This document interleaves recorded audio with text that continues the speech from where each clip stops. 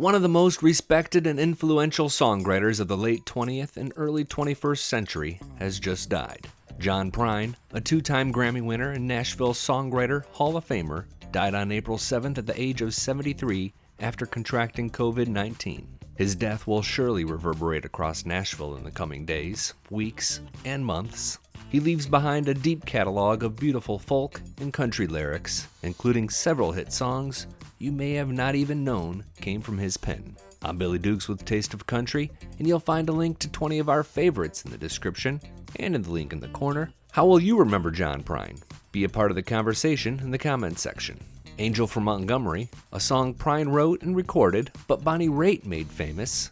Maybe Prine's most famous work. The well-covered song is one Raitt says means more to her body of work than any other song, and it's certainly among his most memorable contributions. Songs like Sam Stone and Your Flag Decal Won't Get You Into Heaven Anymore were social statements, while others were a bit more pithy. Prine co-wrote You Never Even Called Me By My Name and later admitted he didn't think much of it until he heard how Steve Goodman had finished it.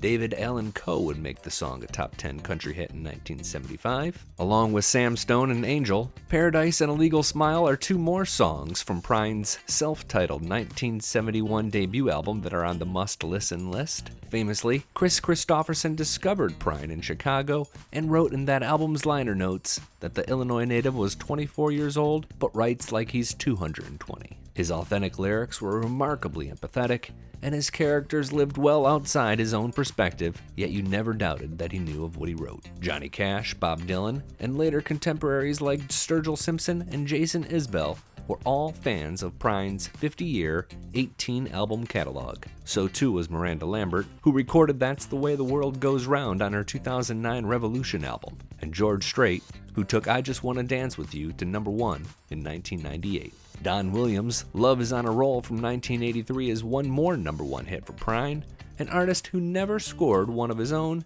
and never even had what you would call a commercially successful album until his final bow, The Tree of Forgiveness. This 2018 project was a top 5 seller on Billboard, and from there he'd enjoy a career resurgence that was capped by a 2020 Grammy Lifetime Achievement Award. Prine's wife shared that he'd caught COVID-19 in late March 2020. He leaves behind a wife and 2 sons. I'm Billy Dukes for Taste of Country. Thanks for watching, thanks for subscribing, and thanks for watching.